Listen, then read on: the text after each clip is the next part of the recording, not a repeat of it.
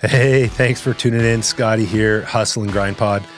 Man, if you have ever spent any time in London, you don't even have to be from London. You probably know this guy, Colin Hopper, London source for sports, absolute legend. If you haven't shopped there, you're missing out. That's where you got to go. I've been shopping there for years. I used to work there.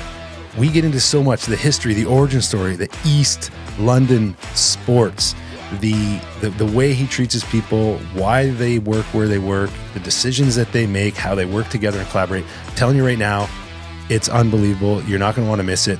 Let's get after it. We've got Colin Hopper here. Hop. Hey, from Source of Sports. Welcome. Thank you. Yeah, it's great to have you. You've been on our list from the beginning, and we were able to get you away from your busy schedule and come talk to us for a bit. Yeah, great to have you here. I mean, both Scott and I mean, we're huge fans. We know you personally, but then also, we've been in the store probably a bazillion times with our kids, our own stuff, Yeah, I used to work there. You used to work there. Yeah. So did Amanda. Oh, really? Yes, Yeah. I forgot that. Yeah, a smaller window. Yeah. Okay. Yeah. Yeah. So there you go, man. It's, Look, talk about entrepreneurship, right? And that's, I mean, this show is really about, it's about a few things and the staying power that Source has had in the London community, and we'll get to the origin story and some of the, East London sports kind of, days. But man, this is one we've been looking forward to. So thanks for jumping on here. Oh, happy to be here. It's great. I mean, a true staple in London, right? Source of Sports London, or London Source of Sports, sorry. But you have these businesses in London that have just been sustainable. They've been here. You guys have created this kind of staple, this experience, right? That you don't get a lot anymore, especially from big box stores, right? You go into Source. I mean, the side story. So my brother-in-law is my sister and brother-in-law. They live in Dubai. Chris, my brother-in-law, he plays hockey in Dubai. He's from Ottawa, and they can't wait to visit. It is a my brother-in-law. It's the first stop. They get here off the freaking a 14-hour, 20 whatever it is from Dubai. The flight. They go to Source. He goes to Source. He doesn't even. We don't see him first. That's hilarious. He cannot wait, because it is a true sports store. Yeah. He goes there, and I swear he spends 4 hours there, right? Oh, yeah. And, he actually brought me a hat, like the Mighty Camels or whatever the name of the hockey team in Dubai. Yeah. Yeah. So, I mean, we want to get into that with you, Hop, and just kind of understand. But as Scott said, take us back to the good old days of because you haven't always been the owner. No. Or one of the owners, I should say. No. So it's not a short story, but I'm going to try to make it. We got plenty of time. Yeah. At the time, I was in high school. My hockey coach, a guy named Lionel Douglas, and he decided he was going to open a sports store. And he, at the time, was president of the East London Optimists, so he knew that at least he'd have a customer. And I can sell them the jerseys. Yes. So Lionel was a great guy, and me and my buddy Al Dashard, we were there the very first day the store opened.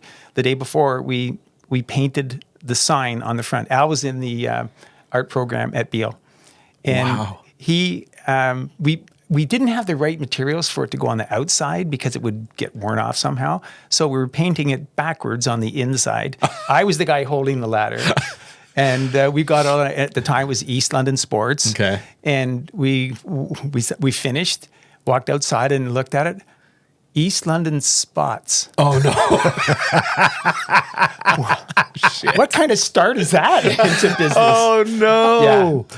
So somehow we got through the first day. East London Spots. Yeah. That's awesome. And I'm pretty sure it was, we don't even know for 100% fact, but I'm pretty sure it was 1972. I was in, maybe if it was early in the season, early in the year, I was in high school. And if it was in September or later, I was at Fanshawe College. Okay. I definitely remember walking up and down 2nd Street a million times because I was not a student. I loved playing floor hockey at Fanshawe. I didn't love going to class. No. So any moment I had to get to the store, That's not a short hike from Oxford to Dundas. And then there was in a lot of cases there was not a lot of stuff on either side of the road. It was still kind of building. How many up. times did you outrun the train signals? Oh well, yeah, I was fast then too. Of course. So I was really lucky. It never felt, even to this day, it doesn't seem like work. So I think I'm pretty fortunate that I don't know if I chose it because I really never made a conscious decision at all about this is what I'm going to do. Just kind of happened. Yeah. I'm pretty lucky that way. So working at East London Sports, one of the first employees, I guess. Yes. Yeah. And were you a volunteer at first, or did they pay you? Well, I got paid. Okay. Good for... The good news is I got paid. That's a start. I got half of the skate sharpening. And the sad part is skate sharpening was 50 cents. We didn't really have many customers. Yeah. So like on a good day, I made $1.25. Could you imagine if you made a deal like that with one of your staff now that they took home half of the skate sharpening? Yeah. It's probably illegal. But yeah, but again, I didn't really care about the money. No. Even though I didn't really make very much money. It didn't matter. Yeah. As it was, Lionel tried to expand the business, and he met a guy named Big Jim McCaig, and Big Jim and Lionel became friendly. Big Jim was kind of a business guy. He owned Big Jim's Variety and Snack Bar, his background was farming. Like, he's really the nicest guy you'd ever want to meet. Although I didn't like him at the start. He's a big guy, smoked a cigar. He was very gruff, and my guy was Lionel. He was like one of the boys. He was a really cool dude. We knew his family well. We went to his place, watched hockey games all the time. He was a really good guy. As it turns out, so they became partners, 50% partners each. And I came in, this kind of went on for maybe, I'm guessing, a year or so. And I came in one day, and Big Jim asked me to come to the office at the back. And Lionel was sitting on one side, Big Jim on the other side. And he said, I just need you to witness, I'm buying Lionel out. Can you just sign that you see that I've given Lionel the check? It was a certified check for $1. Oh, wow. Now, I'm a kid. I know nothing. Sure. You're thinking, could I have bought this business for $2? Yeah. I could sharpen a few pairs of skates. I could actually buy this business. You know what? It didn't cross my mind, Not at the time. especially after Big Jim told me what was going on. It turned out that we had no money in the business. Here's a problem. Our sales are $150,000 a year. It's not very great sales. But we owe $136,000, meaning I can't make you a partner because you'll be acquiring debt. But I'm going to give you 25% of the business. You don't even have to pay. And that was basically, from there on, it was sweat equity because I didn't really get much of a raise. Right. But he just said, I think, you run the front of the house and I'll run the back of the house. And wow. Then that, we started to do some decent business, and we're way out in the East End. Yeah. And that, and the East End is, especially out that way, was a long way from, the downtown area, which was very vibrant in those days. You guys would remember that for sure. Yeah. We ended up moving from near 3rd Street to then we got a little bigger place near 2nd Street, then we got a little bigger place near 1st Street.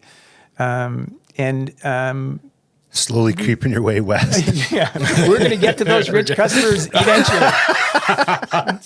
So we started getting better. We did at that time.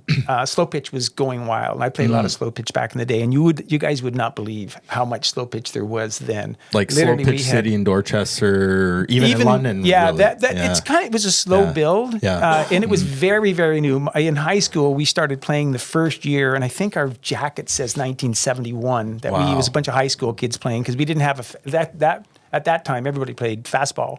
They said, well, we didn't have a pitcher. We're like 15 guys, maybe nobody could pitch, and fastball you can't really have much of a team. We ended up we listened to Ken Benjamin, who is the head of the PUC rec office. He said, well, you know, PUC rec. Wow. he said at that time, well, we got a new league going. It's mostly for older guys, but it doesn't really matter. You know, you kind of lob the ball in. You don't really have to have a pitcher. Pretty much anybody can pitch. Yeah. So he started playing, and soon Blew up. it absolutely blew up. And it went from, I think the first year there were 6 teams, and then it doubled, tripled, just went crazy. At one point, I think we had over 400 slow pitch teams between 400 slow pitch teams, not registrants? Wow. Teams. Holy in, in the London area. Yeah. I remember yeah. my dad played a lot. I'd be at the ballpark all the time. Yeah. Watching Yeah. them. Well, It's there a very was- social thing. And too. it was yeah, like yeah. lots of co-ed too. Yeah. Right? Like, Yeah. like I can remember Pretty cool. like street teams, like in the neighborhood, like it would be, yeah. they, you know, they're like, it'd be just the neighbors would have a squad. Yeah, yeah, and you Yeah. can play whatever level you want. Our group of guys were really just young athletes, and we played to the highest level there was. We Nice. went to the Canadian Championship. Holy shit. One year, and I don't know exactly what year. And then it totally changed. The game itself changed because they started building fences. And then we were all guys my size that we couldn't hit the ball out of the park. You know, the fence could be 225 and we probably wouldn't hit it out of the park. Yeah. Play against some guys, especially teams from Windsor at that time were like really, really good. Yeah. And they were all big guys. Yeah. We were like my size. So the Everybody long was ball fast. was- Yeah, exactly. Yeah. It didn't matter because we would play in an open field, and we were all play young those and guys fast. deep. Exactly. We could Yeah, compete. right. But then once they knocked As soon as the fences came in. yeah, but that was a lot. You know, like Yeah. probably 10 years down. So the do you line. remember when Dreamers Yeah. was built? Yeah. Oh, yeah. Right? Because that would have been, Out that would on have, I mean, Exeter it's not there anymore. No, Yeah. But I remember that. It would have Yeah. been built to help support that growth of, Yeah. of slow pitch back then. Yep, and BlueCon, whatever they called it, BlueCon back in the day. In those days, in Dorchester, Right. They had Now kept it's just adding slow field, pitch, adding yeah. field, Yeah. Slow Pitch City. Yeah.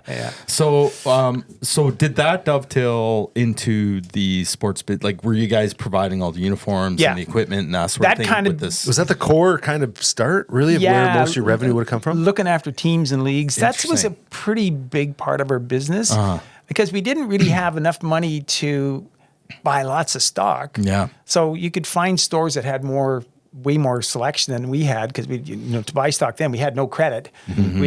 Big Jim and I, or Big Jim by himself, we used to go to Toronto all the time and pick up stuff at various, in those days, Cooper or Bauer. Fred Martin agencies, which was Puma and all these other Franklin. different brands. Franklin, all yeah. that Wow. stuff. And at a certain time, so I was playing lots of ball, lots of hockey, and I played baseball against Bunky. Yeah. And Frank Wheatley. So Bunky is Bunky. One of your is partners? One of my partners. Yeah. And he was at the time working for Clarkson and Gordon as an accountant. Okay. And it was suggested by his boss, maybe he's not meant to work in an office like this because he was if you saw pictures of Bunky in those days, he had long hair. And beard, and he was, I'm not Didn't saying he's fit the office no demographic, no. I guess. Apparently he got his name because years ago there was a professional golfer named Bunky Henry. And this guy said, well, Bunky, Jerry, you really bunked that one up. And then Bunk and Henry, he became Bunky.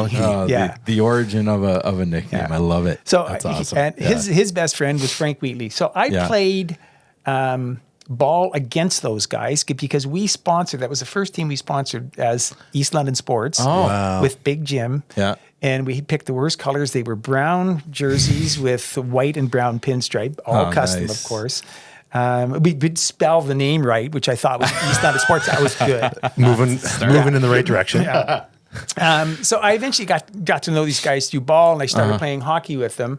And this would be probably, I'm going to guess maybe around 78 or something like that. Okay, so you're like almost 10 years, eight years into the business yourself as a business owner with Big Jim. Yeah, exactly. Yep. You know what? And I kind of messed the story up. I'm going to go back and change that in a second. It's okay. Revisionism. I think it's okay. Yeah. It's done now. We'll edit. Yeah.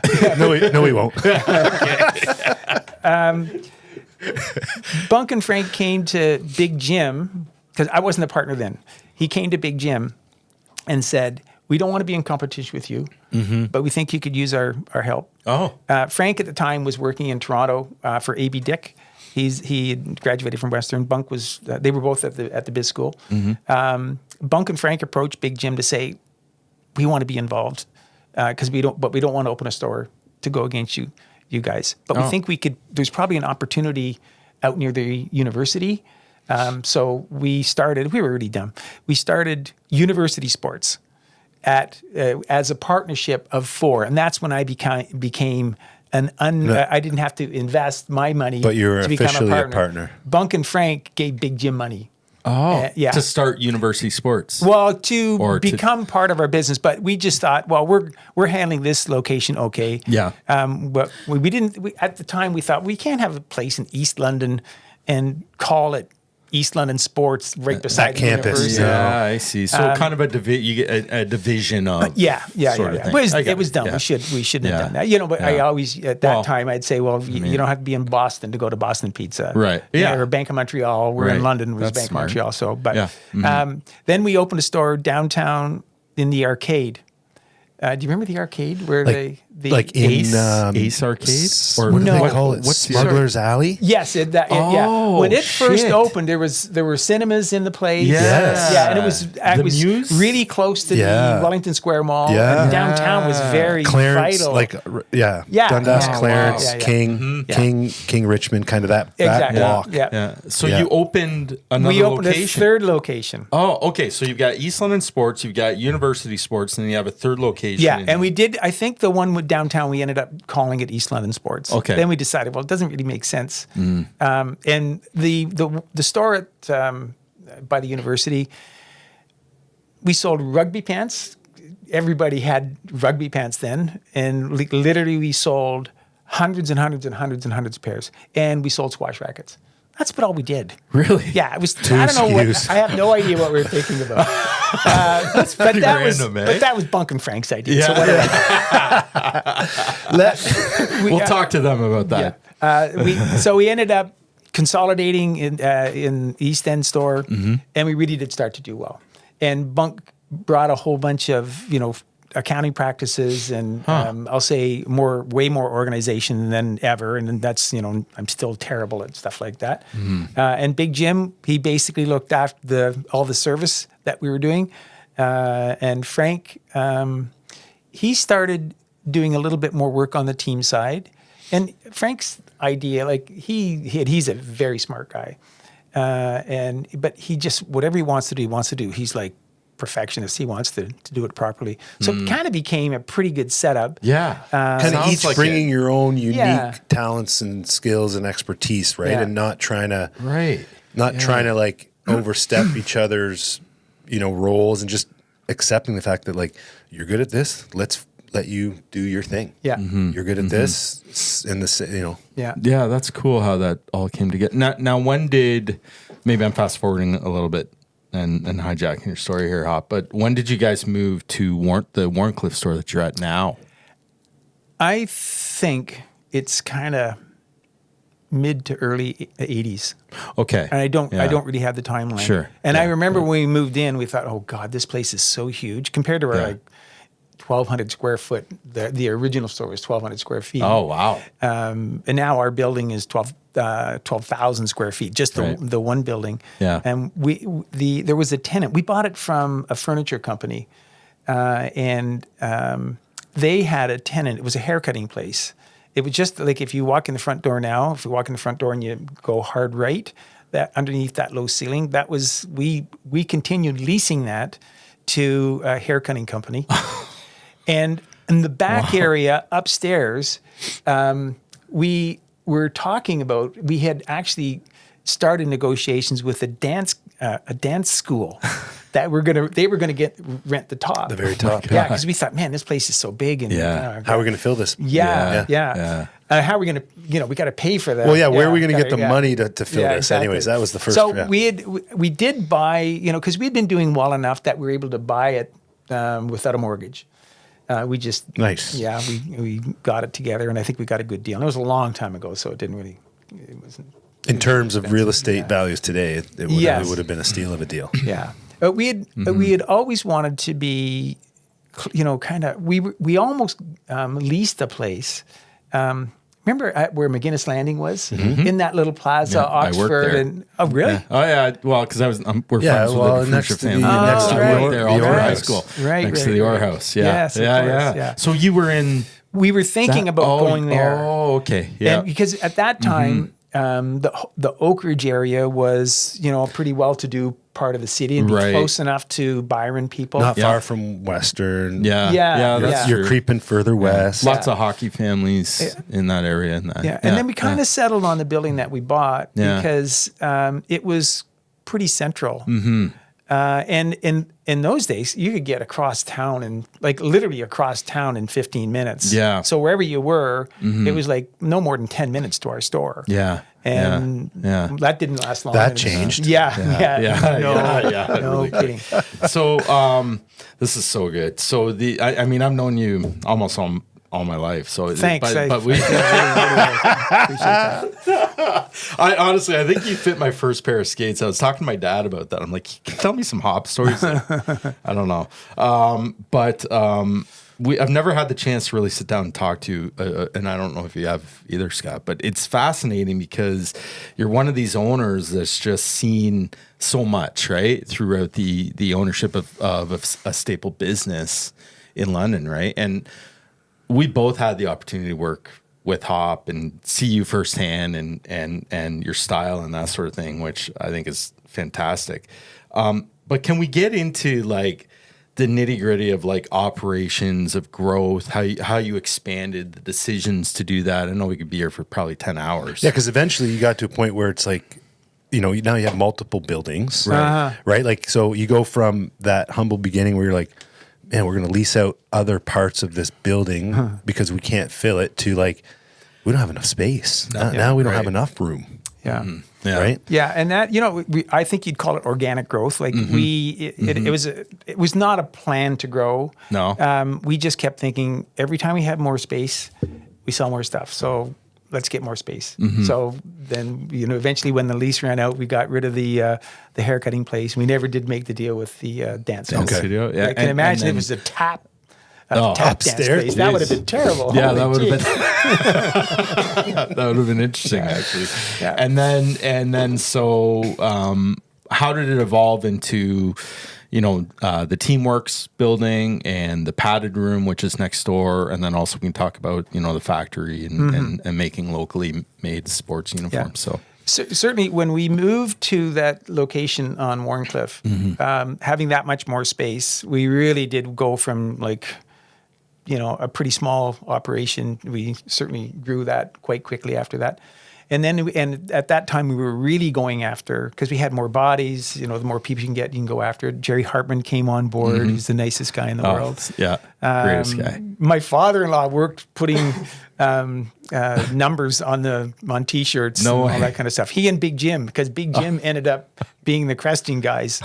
And it was that is cool. Yeah. But so I just have a story. Al Dashford, I'd mentioned Al Dashford is my public school buddy, and I see him all the time now. Yeah. He was our crest guy, and we started our crest shop in the upper level far back. And it was, in those days, it was like a crest machine. You'd put on, you'd print it, and then you had to put it in this long oven, then it would come off at the other end with the logo cooked on. And it was a fairly big building. It would be 3 or 4 times the size of this room. Yeah. And one time, Al, he caught a fly and called Big Jim he said, I need something, Jim. Can you come upstairs? And Big Jim came up, and Al was there with his helper guy, and they were both killing themselves laughing because Al had written a message, Big Jim sucks, on toilet paper that he made very tiny strip and glued it on the bum of this fly that he caught. So this thing is flying around, and Big Jim's trying to get an idea, and they started chasing Al around. Big Jim was a big guy. He thought it was quite funny, but he started chasing Al around. I hope he didn't fall down, but Yeah, that was So Yeah. it's like shenanigans in a you pay sports for the store. airplane to put the little hang the Yeah. message off the back. You just got to be very close to it when it's on a fly's butt. Yeah. Oh shit. The fact that it takes could still skill, fly, man. too. Wow, that's incredible. Yeah. So there's a lot of listeners that have never been in your store. We're Shame. and I mean, Shame on if you're in sports, I can't imagine anyone has not been in there, because I'm just like, well, why wouldn't you? But it is incredible because it's jam, and that's something I want to talk to you about.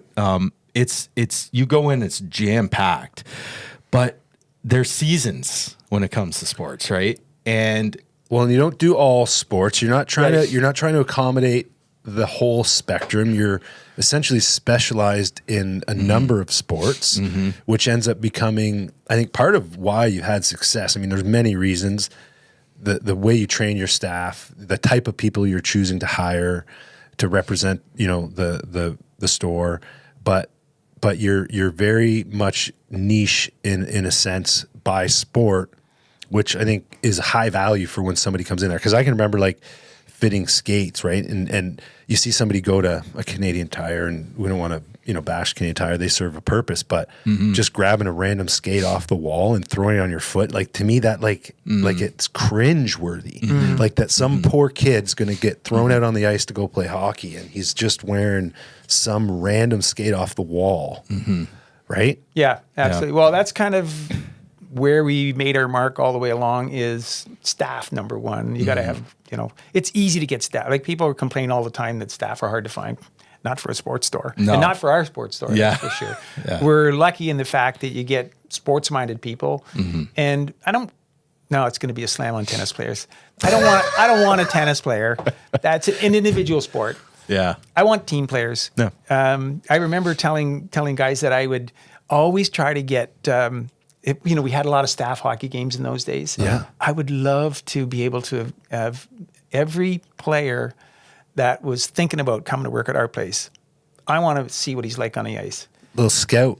Yeah, well, I just think, does he back check? I don't want the guy standing at center ice, waving his stick. Is he tomahawk chopping guys when something doesn't go right? Well, yeah, right? you get to know somebody. Like somebody's. What I think about is true. What's your character? What's your work ethic? Yeah, and that's something that everybody tries to seem really good and smart in their interview. But when you're playing hockey, your true colors are going to really shine who you are. through. I don't know what the labor laws on our interview process right there. But that's a great analogy and a way to we've talked about it before, right? Like don't hire dicks. Like if you want to have people who are going to treat your clients right, well, hire the right people. Yeah. It's funny because one person, you talk about a dick, one person that we didn't get a chance to see through hockey, we hired him, and he was a really good sales guy. But he would do nothing to help anybody else. Like it was all me. Like he probably played tennis on the side too, didn't he? He did. I don't want to name a name, but he knows who he is. he's not listening. Because he was a good sales guy, I gave him a lot of slack and realized after the fact, but only after I was approached by some other staff members saying, this guy is not for us. Yeah. They're working in the trenches every day. He says he's condescending to other people. He's sexist. We think he should be gone. Okay. And so I'm the guy who has to fire him. Yeah. But the staff really fired him. Yeah. But you have to wield the axe. Well, right? yeah, you know what, and that's part of the job. That's not, I don't like to hire or fire anybody because I think that's we hired the wrong person. It's probably not even the person's fault in many cases. Yeah. And we literally, it's very, very few people that we don't pick properly. Like So you're kind of flying past this, but I don't want to, because this is kind of the genius of you that I've noticed throughout the years, is that and again, for the listeners, for those new business owners or whatever that can really take these best practices from you. The one thing I've noticed about you over the years is that you listen, right? And you pay attention, And like you're talking about, you're listening to your staff, right? You're not just saying, yeah, okay, you're the staff, I'm the owner. I think that's like a superpower of yours. Is that you really? I've seen you kind of really take in and value people's opinion, including your staff. And I don't know that's the case with a lot of owners, right? There's this hierarchy of like ownership. You're my worker. You just do as I say. I'll do the hiring and firing, and I think that is the beauty of the culture that you've created, and that's why people want to work for you. Yeah. It's way better when it's we. Yeah. I think top down never works. No. And I prove every day that I don't have all the ideas. I do have lots of ideas. Mm-hmm. Not many of them actually come to fruition because I don't get everything out that I think about. Mm-hmm. But if I was to do the greatest next big thing we're going to do, I can think of the idea, but we need a team to help execute. Yeah. We need to have somebody that's kind of like-minded within our organization that's going to take that. It's like you'd kind of touched on the fact that we have several smaller departments that make a big store. So we couldn't be right now our area's best baseball store if we didn't have Braden Farrington. Right. So Farrington, people don't know Braden Farrington. Everybody that's a baseball person knows who Farrington is. Yeah. He owns that. He owns the customers. He knows everything. He knows people that are playing in St. Mary's and Woodstock and Sarnia. And people just come to him. Yeah. Well, he pitched for the London Majors. I mean, this guy walked the walk. Like, yeah. He knows baseball firsthand. Yeah. You're going to go to that guy. Yeah. Yeah. Well, did it drop? Because was there a tagline there that we know our stuff? Like, is that part of like did Source? Oh, right. Was that a London Source deal, or and sidetrack too, because we want to talk about Source for Sports. I think as a group too, because you're not the only source for sports. There's Correct. You guys are part of a group, Yeah. so we want to get into that. Yeah. But like we know our stuff. Like that is the truth, right? You're not just putting a body in the hockey department. Like they're hockey players, right? Like they know the game, they love the game, they're still actively involved in the game, playing, coaching, whatever the case may be, or all of the above in some cases. Yeah. So where's the we know our stuff piece? That's good for you to bring that up. Yeah, that's Thank you. pretty impressive, Perfect. Scotty. Oh. So, nice job, bud. I try. So we're part of a buying group, Source for Sports across the country. We have about 150 stores. In the U.S., we're known as Source for Hockey. Hockey business in the U.S. is a little different. Source for Hockey is mostly rink stores. In the U.S., that's where a lot of the stuff goes. Yeah. So we've got Like little retail shops in arenas. Yes, exactly. Okay. Yeah. So the way our group works, it's the Home Hardware. Okay. And Source for Sports, same concept. Right. A dealer-owned buying group. So when you go into your local home hardware store, if you've got some issue that you think needs The owner's in-house. Exactly. Yeah. So that's our critical one of the critical things in what makes us. I think like that. what That's we probably a big value piece, that it's not letting corporate poison the waters, right? Absolutely right. So a board of directors runs. Mike Wannon is a member of our board now. Oh, okay. Yeah. Oh, great. Yeah. Okay. So Isn't it awesome. runs the company. Like on the Source board. Yes. For Okay. Source for Great. Sports. Okay. And the president right now of Source for Sports is Brad Hawes. Right. A London guy. Right. That I was really fortunate to be in a position. He was our ski shop manager for many years. Oh, wow. And he had a great career with a U.S. company. It's slipping me right now. He was living in Milwaukee. I had our former president was set to retire. I was on a committee with the president, myself, and two other guys that we had to choose a new guy. We had tons of resumes to look at, and we had 4 people come in for meetings. And I knew Brad would be great because he was an unbelievable skier, he was a terrible hockey player, but an unbelievably good skier. And we had the opportunity. Now I had the opportunity somehow I really wanted Brad to get the job, but this was like a little chess game. I couldn't make it seem that, he used to work for us, therefore that's why you're supporting him. Yeah, delicate. Yeah. You need soft hands. Yeah. Yes, exactly. If you see me play, the soft hands, they aren't there. But in business, maybe I have soft hands. Good for you. And it was really one of the most proud moments I had when I was able to hire. Yeah. Yeah. Emotional over that. That's Well, hey, I mean, it's It's a big part of the story, though, right? yeah, Okay. yeah. No, hey, I think that's. I'm kind of getting emotional too, to be But honest with you. I was really happy that we were able to choose the right guy. Yeah. It turned out we Yeah. chose the right guy. Yeah. Where were we going with Yeah. this? Well, The source that we know our Oh, stuff. yes. the we know our stuff in the group. The Yeah. group buying. Yeah, and the way yeah. that works, we have dealer committees. Yeah. So Mike Wallen is the goalie, one of the goalie guys. So Yeah. we select products. We have Bauer and CCM and True. They come in and they do all the presentation to a small group of retailers. Okay. And usually the guys, Wani obviously has made our goalie stuff kind of Oh, yeah. through the roof. Yeah. So we're one of the biggest goalie Nothing stores like in the it country. close. Yeah, Nothing like it absolutely. close by. So that's the padded room. The padded room, yeah. Which you guys have branded like really kind of like, I don't know. It's been really cool to see that Yeah. evolve. Yeah. Really. Board And- shop. and- Yeah. Well, and we've got that's we've got part the of our board shop.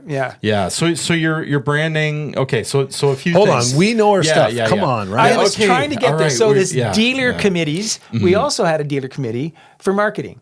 I was one of the guys on that committee for a long time. Yep. A company that we had hired out of Toronto when we were switching. Do you remember the green speeding ball Yes, that we had? yes. Yes. Then we were switching to the red and the red, black, like yeah. the And then S thing, it's kind of in motion, switched. the ball in the Yep. middle. Yep. Yep. So the people that were leading that is a famous brand of the U.S. or out of Toronto, which Yeah. is kind of like the U.S. Yeah. And we listened to them. We kind of liked this work they did for us, but they wanted to redo our basic the message and how we were getting it out. And they came up with Source for Sports, your sporting goods professionals. Okay. We paid how much did we pay for that? Yeah. So I was at the meeting when they presented that and they said, hey, but you guys are like, you're missing the point. Like we need something like, why do people shop at our store? Well, it's because we know our stuff. So you got to say something like we know our stuff, but obviously not the way you've said it. I don't know how to say it. And the president at the time said, I think that's it. You're a we should do genius. it. Yeah, I wish that I had started out saying I've got a better slogan, but it just kind of came out that way. That's me. I never knew that. And that's awesome. exactly that. I don't really like the one we have now. It's not your sporting goods professionals. No. We know your. It's not that bad. We know your game. Yeah. Or No, your- but- sorry, we fit your game. We fit your. Well, game. you know what? And Yeah. you Yeah. might not like it as much as we know our stuff because it was probably somebody else's idea. But it works. But it's this, and I don't know. I wonder because when I worked there, I think maybe I took that to heart, right? Because although I did play hockey growing up, and I think I had already been coaching for a few years when I started out there. But there was still lots for me to learn, right? Like I knew lots about hockey, but when it comes to like fitting skates, there's a science really there, and there's a process. I mean, and it's changed and evolved, and with the tech now, and like how you can like scan, you can like the scanners and whatnot. But I think I really just took to heart. It's like no, like if I'm gonna sell somebody some skates, like there's no chance they can know more about the skate than me. right. Right. And that was what was impressive. And I had this like imposter syndrome when I first started because some of the staff there, like Kearney, for example, or Wani, like they literally knew their shit. Right. Like, and I was like, oh, like, so I would have to just listen, and you too, because you're fitting skates still to this day, I'm sure.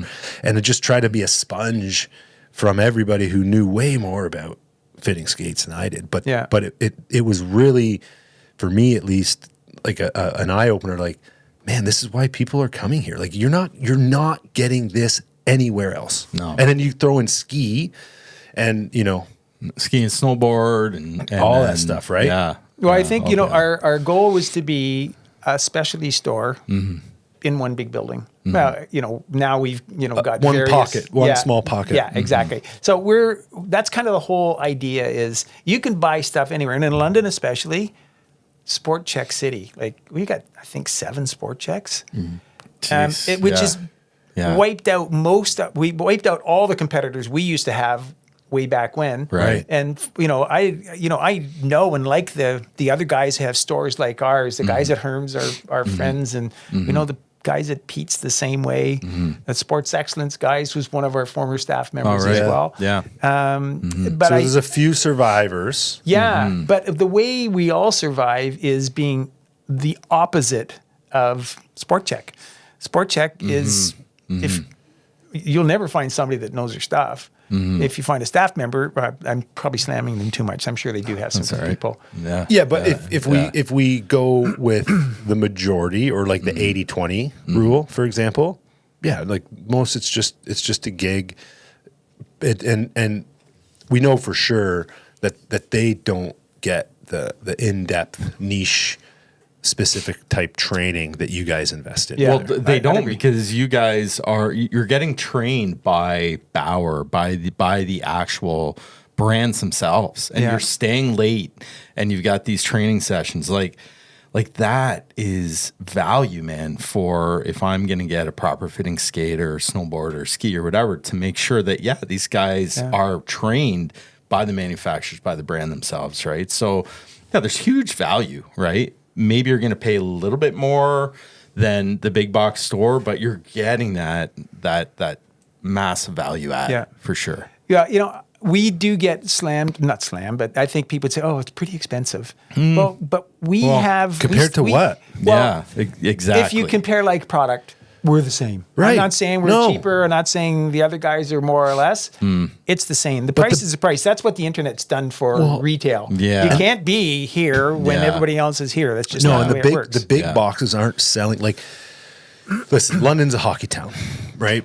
And there are some, obviously look at, Easton Cowan, who's you probably just pains you that he's not a hat.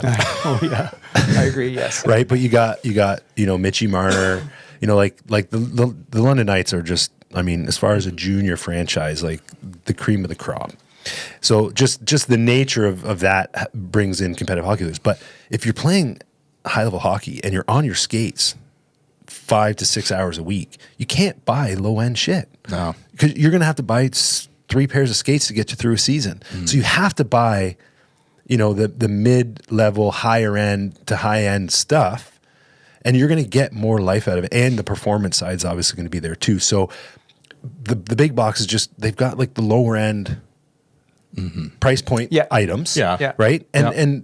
But they don't take you to that higher end. Yeah. But, some of a good thing for us is when a parent comes in saying, I bought these skates, not at your store, but my kid is the worst skater on the ice. And they used to know how to skate. Yeah. They're worried about that kid's self-esteem. And we say there's not a kid that's got weak ankles. What muscle do you have in your ankle? Yeah. Let's get to the root of the problem. And we make sure, obviously, it's got to fit.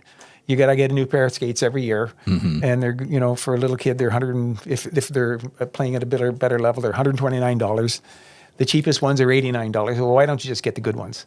But the key is, the secret sauce is, it's the fit. You know that. Yeah, for $40, to jump up to that next notch. Yeah. And to have one that actually fits, the performance is gonna be recognized. So how many times do you have a parent go, "Oh my God, my kid can skate again"? Yeah, well, and that's the big thing.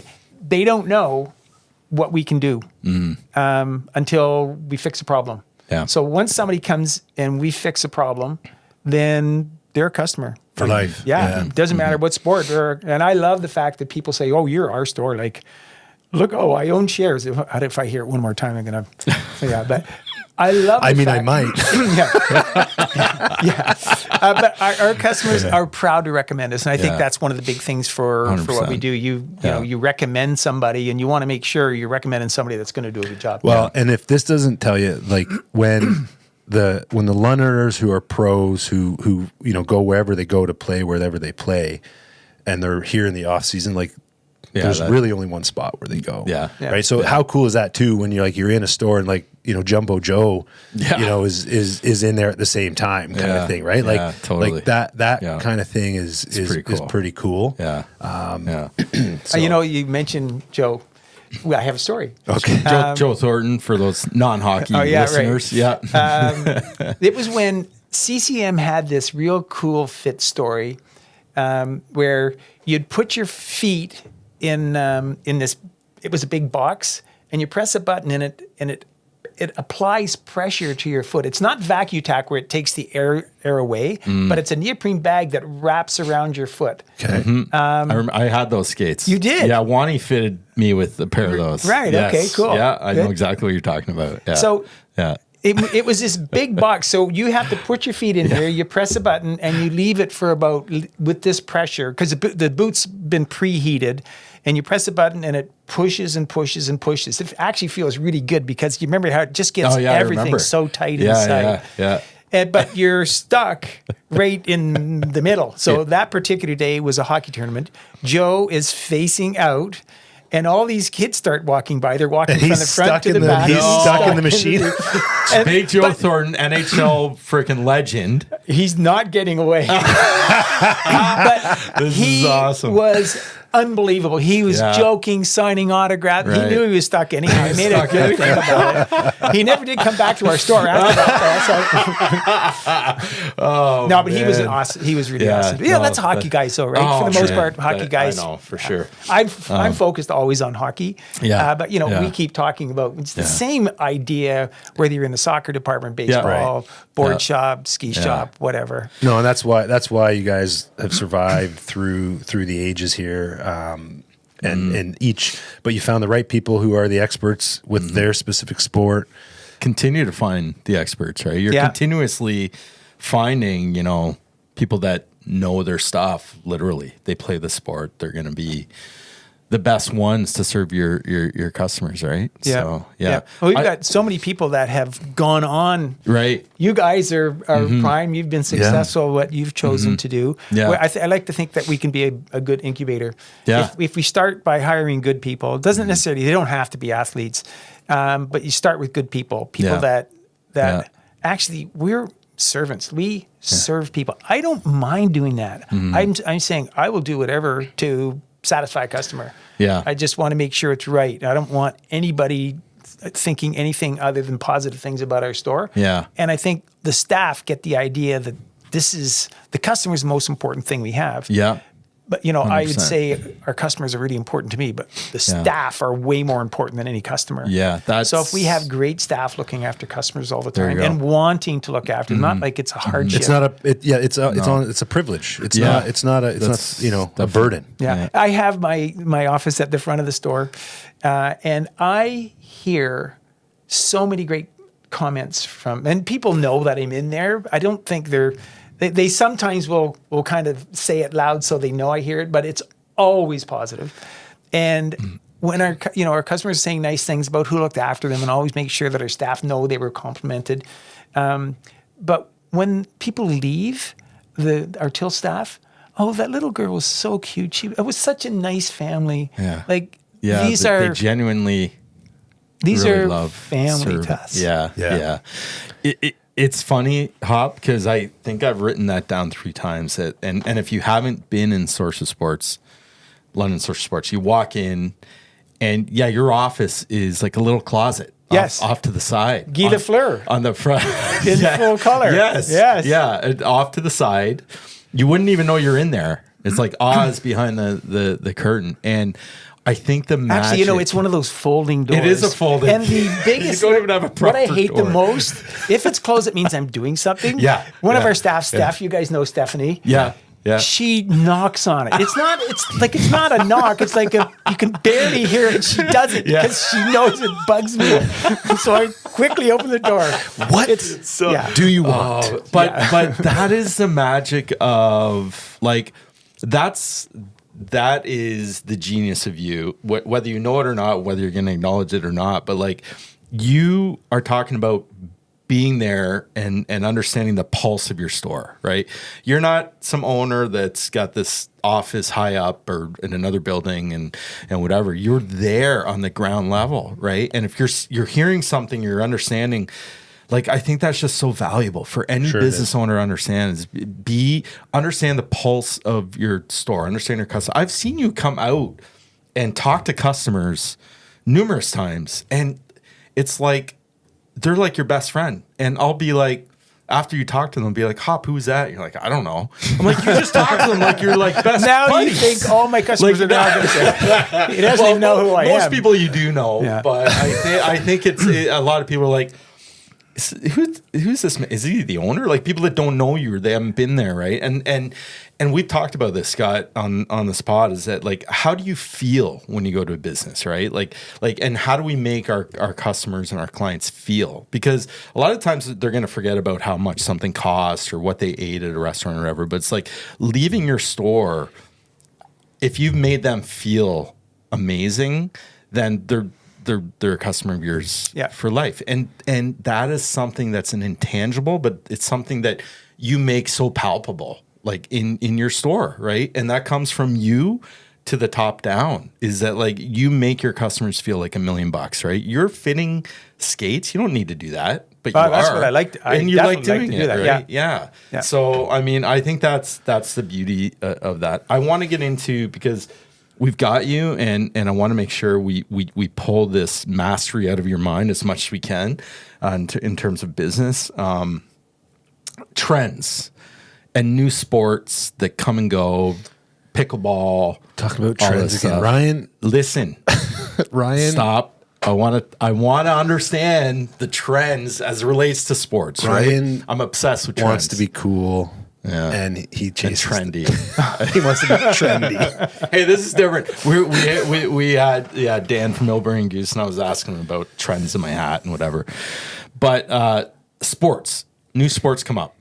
We've got pickleball. We got, I don't know, some like new sports come. How do you decide to either enter into that new sport that is trending, or that it's going to be a fleeting trend and you don't enter into that, or you stay in your lane? Like, how are these decisions made? We want to we're right now, I think we're stuck with the space we have. Mm-hmm. So we have our main store, we have the goalie store, the padded room, we have Teamworks on the other side. If the beer store continues to get all the pressure that they're under, maybe it's going to be on the market. So I'm going to say it. Is there pressure to bounce them out of there? No, Or I don't think just so. based on I just think based on the way booze it's market going, in general. I don't know how they're going to stay in business. Because everybody can sell booze everywhere. Right. Yeah, exactly. Yeah. So you can sure see the amount of cars in that parking lot today compared to a year or two ago. It's like half. Yeah, the retail piece of that business is in jeopardy, right? Yeah. So that would be the next. That could be an expansion. Then maybe you can explore another sport. Yeah. They've got a cooler out back. Perhaps. We could probably make ice. You can demo your skates in the store. Okay. There we go. Actually, no, we don't want to do that because it takes an hour to fit a skate properly. Let Can you alone imagine letting the people guys rip around skating there? around? Yeah. Okay, so pickleball, lacrosse, rugby, these kind of like peripheral sports. Yeah. Like you kind of You zero in on a few of those, though. Yeah. We look at the market. Is there somebody who's looking after football? Nobody's looking after football. Right. So again, football, it's very seasonal. Yeah. And all the stuff we do is seasonal. I shouldn't say all, but pretty much so. Hockey's the only one that maintains its full amount of space allocated to it. Consistency. Baseball is going to move around. Soccer's going to move around depending on the season. You know, you can't put soccer away. You can't put baseball away because kids train year round now. Yeah. But you consolidate your merchandising and you shuffle some things around. That's a big, like, people probably don't realize, or maybe they do when they go in there, but man, there's a lot of work that goes in behind your seasonal changes. Yeah. Yeah. And we just went through the one to get ski and snowboard from the warehouse to the main store. And before you do that, you have to empty the space. So baseball went from where it was to a different level. So much work. Board shop goes to the lower level. It's complicated. Mm-hmm. But knowing that we've got a finite amount of space, we have to. One of the only good things about COVID, Wani had time to. There's that saying: you can work in your business. You might be better to work on your business. We talk about it all the time on here. So it wasn't my idea then. No. That was my idea. That's one idea that wasn't your idea. You can't take credit for that. So I think that through COVID, we really didn't have much to do. Mm-hmm. There was a little bit of a weird time. Yeah. Poor Kyle. We couldn't give most of our part-time staff couldn't work. Yeah. We went, we have had Wani just, what do you want to work at? Yeah. And he's asking if there's anything I need. And I said, I think we need to finally do a sales per square foot. Let's just see. And then once we say, here's a space allocation and here's how much money we've made off this category. What's the if we value per foot, so to speak. if we could have more of this stuff, or should it have less? I love less that. Stuff? So what it showed, hockey sticks for us were high volume. So we made sure we always kind of have that interactive piece. You can shoot. Yeah. That makes a big difference. If you can't try the stuff, when you're in the baseball department, you can swing a bat and hit a. Yeah, you have a batting cage in the baseball department. We Right. we have our kicking range in the soccer department. All those things. Okay. We want to make sure we continue doing that because that space it takes up product, what could be product. Right. But we think that's a good way to solidify our spot in the market. But I think as a matter of fact, when we did that, Yeti, we started selling Yeti in 2018. Right. And we fretted over doing the minimum. They wanted $20,000 at cost for us to buy. And I'm thinking this coolers, we don't sell camping stuff. I don't think it's for us. Interesting. The guys worked on us for a long time, and it finally hit home, and they said, well, no, our customers are active families. Yes. Do you have active families? I said, yes, we have active families, and yes, okay.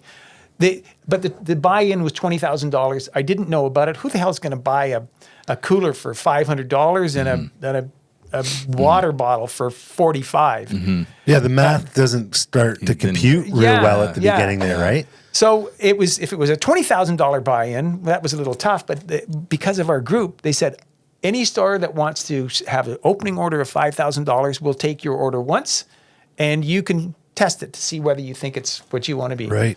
So we put in, we put it literally, there wasn't very much stuff. We put it right at the front door, and all of a sudden people came in, oh, you guys sell Yeti. I didn't know you guys sold that.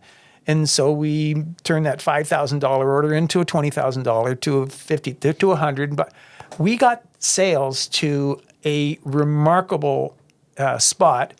Because when we did that sales per square foot, we had a small little, when you walk up the stairs in the main store, that little cubby that's just to the right of it, we call that the cubby. Yeah. We had filled the cubby and we were doing X amount of dollars. And I said to Wani, okay, what are we doing? That wall over there, when again, in the right, where footwear was, that whole wall was footwear, like general footwear for training shoes, kids' footwear, all that kind of stuff.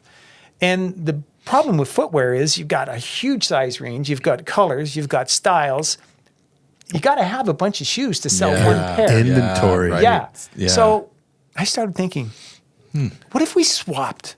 If we put the footwear in the cubby, put Yeti, and all of a sudden we went from, I don't even want to give numbers because they're so big, but we went from that little cubby side and it quadrupled like almost immediately. Overnight almost. What was the difficult part was getting product because that was through COVID and you couldn't really, it was hard to get. A lot of stores stopped buying through COVID. I said, one thing we got, we're an old company, we have money. We haven't had bank debt for decades and decades. So the money in inventory, it doesn't cost us what it would cost somebody that really needs to finance inventory. Right. Yeah. We just said, let's throw money at this. Take a little bit more of a risk. And it was easy. It was a good choice. Easy. Yeah. I'm so glad you brought up Yeti because and some learnings and takeaways from that situation, right? COVID forced you to slow down, work on your business. I get it. But that is a good lesson to be learned with any business, is that you need to create these speed bumps in your business of slowing things down to analyze and understand, or else you may not have ever recognized the opportunity. You're absolutely right. Yep, I would agree with that. So right, we're wishing COVID comes around again. Well, not necessarily. Is that what you're saying? But absolutely not. But yeah, I mean, like I think that, and myself included, for my business, like you're in it so much that like the second you pull away and you're like, oh, wait a second, we're spending a lot of time over here, or this isn't making us money, or these I think it's great for any business. And not to mention it's a category that's kind of not in your lane. No, well, right? I think I truly believe it is. But we didn't know it. We didn't know it was. Right, Yeah. right. So good on the Yeti that? reps too, eh? Like to recognize, like, no, hold on a second. Like here's like they've identified their persona, like who their customer is. Yeah. Right. And that little nudge, and then obviously the helpful nature of the the buying group and Source Corporate. Yeah. I think Yeti does work so well with us because it's kind of what we do, like good quality. Like it's expensive, but it's really good. Nobody says, "Oh, my Yeti, it doesn't work." Everybody brags about the Yeti. We got 100 of those things kicking around our house for all of our kids, for my wife and I. Like they're gifts. I mean, you name it, and they're bulletproof. Like they just do not, So it's great product. You pay a bit more, but again, you're going to get what you pay for, and that aligns with your brand. Yeah. I think, right? Yeah. And your customer. Yeah. You know what? I don't think aligns with our brand. I remember we had a ski show in Montreal, I don't know, seems like 20 years ago. And Lang Ski Boots said, "Oh, we've got a gift for you." And it was a pair of Crocs.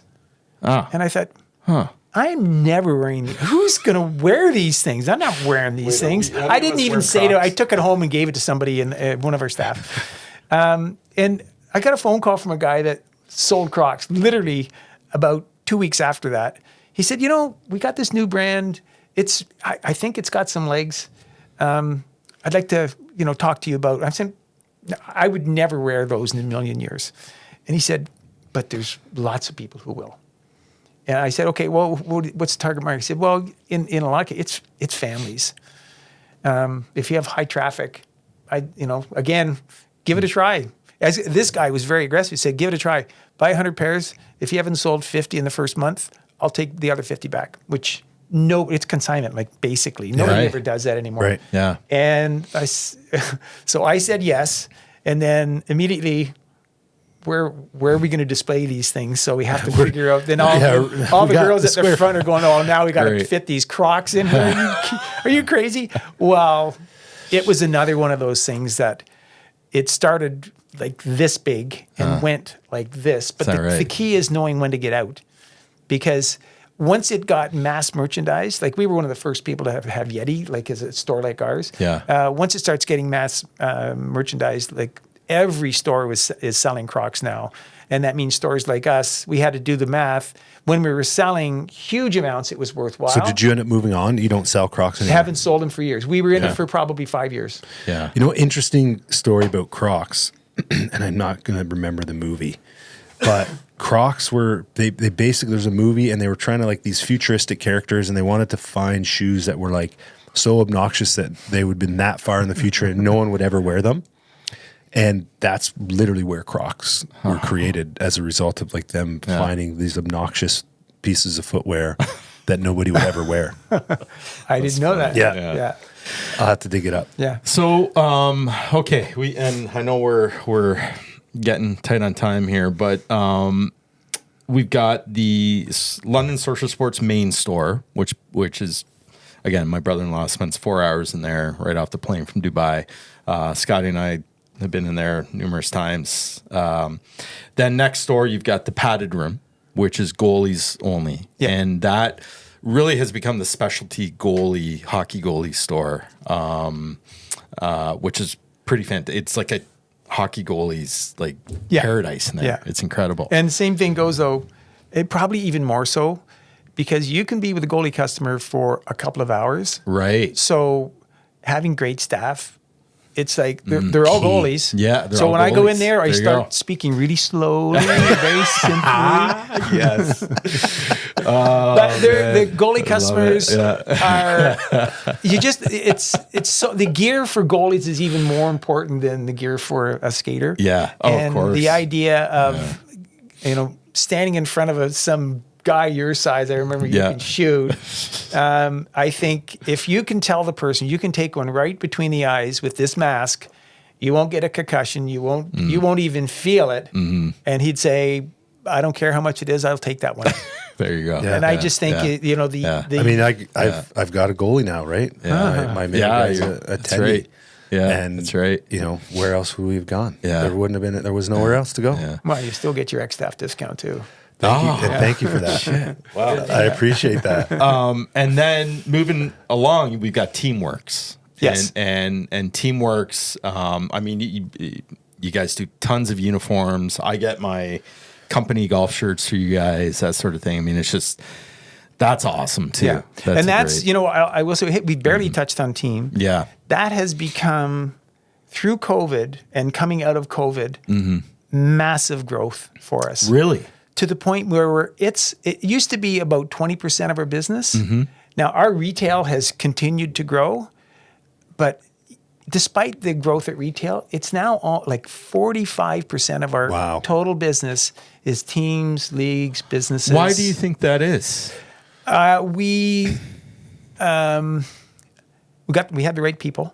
Yeah. You know, Hartman was the guy that led that for years. Absolutely. And now Kevin Dugal and Melanie. Oh, just awesome. Amazing. Awesome to deal with. And we do a lot more of our own work. At one time, we were so busy. We wanted to do our own. We had our own crest shop. Yeah. But when it got like peak selling time, we needed more than what we could produce, and we didn't have space like we do now. So we would have to outsource. At the busiest time of the year, other people that are in that business doing work for stores like ours on a wholesale level, they're really busy too. So we were having trouble as we grew because we couldn't expand our production. You're restricted. Yeah. So we decided to think about it a little bit differently. We got overproduction so that we could grow into it. And that was one of the things, because I keep saying, do you think it's possible, this is to the folks at Teamworks, is it possible that if you deliver every order on time and perfectly, that you can charge a premium? And they said, well, you can't charge 20%, but I don't think people would miss 5%. We just said, okay, this is what we're going to do. Build our manufacturing facility to increase the embroidery stuff that we do, add sewers in our sewing department, people in the heat set department. You have to invest in the bodies first and then hope that the sales come. Well, it started to pay off. Yeah. Nice. So that's been really, really pretty exciting to watch. So that. and perhaps we can dovetail into that, if we can talk about that, just how locally, you're not outsourcing all kinds of this stuff. We've got this local. Yeah. You've got a factory. You've got a shop locally. Nobody that we don't talk about a lot. We do a bad job of telling the story. Yeah. Oh, you guys did a great we video did some for video us. work. That We now Kinda have. showcased. It's on the signature on any email that goes that's out. awesome. It's kind of a nice way to do it. Yeah. And I think that whole thing has really grown because we've made it important too. Yeah. I do think that if you and having, I'm not going to say we have endless amount of money to throw around, but if something needs attention, it's probably really settled by if you throw money at it. Yeah. So we're happy to do that. We don't mind investing if the outcome we feel that the outcome is going to be where it is, and it's been.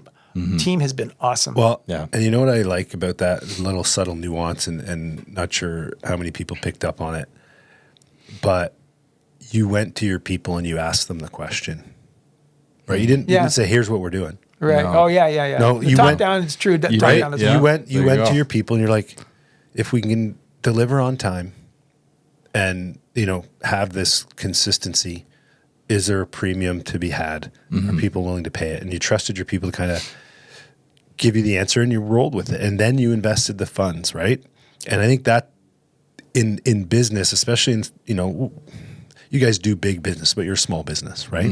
In that sense, where if you can empower your people, the buy-in that you get out of that to carry it into the business and the value that I think you realize as a result is maybe not recognized enough. But it's just so natural and baked into who you guys are that you wouldn't have done it any other way. You wouldn't have made the decision without your people. It's just right. So something to kind of consider in your own business, like how many decisions are you just arbitrarily making because you've got some random idea and you think it's going to be something that you need to do. Yeah. Like, are you trusting your people to kind of help you make some of those decisions. Well, when you think about it, quite often I'm going to have a conversation with somebody. It's a lot better for me to get their buy-in, because otherwise, do I impose upon them this project that now you're in charge of making good? That's not likely to work. And they'd come out of the meeting going, oh, I got one more thing I got to do. Right. Yeah. So, I think the whole idea is you get buy-in from management team, and a management team takes it at the next level and said, here's the big picture. Here's why we want to do this. What do you think? Any changes you want to make before we start? We do the same thing all the time. We think we've got it figured out, and we set something up physically or a system and realize in like a month, what the hell are we thinking? That's not. This is like a job just trying to get this all sorted out. We got to do it differently. And usually the second iteration is much better. Sure. Yeah. But we don't inflict it upon anybody. No. It's a communal decision here. You guys, here's the big picture. You guys figured how we're going to get there. Yeah. And it's even layered another layer there, because you said you talk to your management and your leadership, and then they even go down like to the part-timers on the floor, and the folks in the trenches, and like, what do you think about this? Like it's and then now, so the buy-in is like literally across the board. Yeah. Right. Yeah. Good on you. Yeah. I think we got to wrap, but Hop, thanks for coming. I mean, this has been we could talk for forever, obviously, but I mean, you're just you're just that owner that I mean, speaking for myself, I aspire to be. There's a lot of lessons that I've learned from you over the years, so I thank you for that.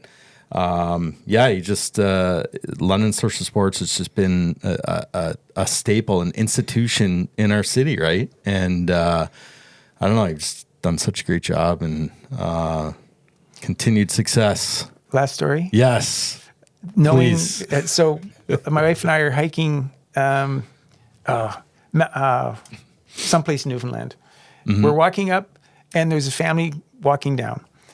And I nod and smile. We continue on. And then I hear this woman's voice. You sold my son football shoes last week. In Newfoundland? She was a no, Londoner you're in Newfoundland. Yeah. No way. And I just thought, really?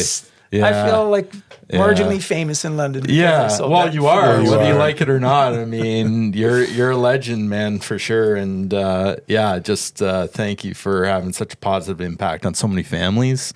My family, Scott's family, and it's a blast just sitting here talking to you. Well, thank you. It was fun being here. Yeah, appreciate your time, man. Thanks a lot. Yeah, good stuff. All right. Yeah, I'm sure you got a hockey game or a golf game to get to. Golf game. Golf game. What time is you it? better get there. Jesus. Perfect. Good time. But I'm going to have an excuse for not being warmed up. I'm not going to count the strokes. You can blame us. Yeah, you can blame us. All right, Hop. Thanks for boys. stopping by. That's a wrap. Thank you. Good stuff. Nice. That was awesome. Yeah. Another great episode. Thanks for joining us. Please support our podcast. By supporting us, you can go to YouTube, follow us on Facebook, Instagram, go to our website, hustleandgrindpod.com. That way you can go and you can apply to be a guest. Listen to us anywhere that you listen to your podcast, Spotify, Apple, all the channels. But we really appreciate your support. Keep listening. We have a lot of great episodes and a lot of great guests ready to go. We're going to keep coming hard at you here and digging into the hustle and grind of what it takes to be an entrepreneur and a business owner.